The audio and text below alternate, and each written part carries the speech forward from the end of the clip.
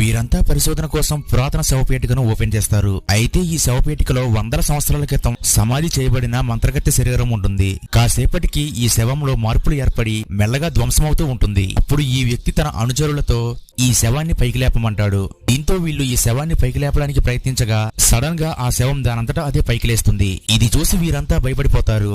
అప్పుడు ఈ వ్యక్తి ఈ శవపేటికకు ఆటోమేటిక్ జాకీ ఉంది, అందువల్ల ఇది పైకి లేచింది అని చెప్తాడు. ఇంతలో ఈ శవాన్ని పట్టుకున్న ఈ బాడీగార్డ్ చేతిలో మార్పులు రావడం మొదలవుతుంది.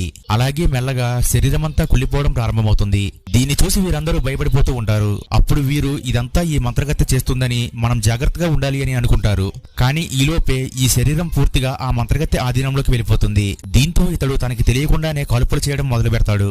అప్పుడు పక్కన ఉన్న కొంతమంది బుల్లెట్లు తగిలి చనిపోతారు. దీంతో ఈ వ్యక్తి వెంటనే అతన్ని కాల్చి చంపేస్తాడు. ఈ శవాన్ని పట్టుకోవడం ప్రాణాలకే ప్రమాదమని వీళ్ళకి అర్థమవుతుంది. అప్పుడు ఈ వ్యక్తి మనం ఏం చేయాలన్నా ఈ శవాన్ని పట్టుకోకుండా చేయాలి అని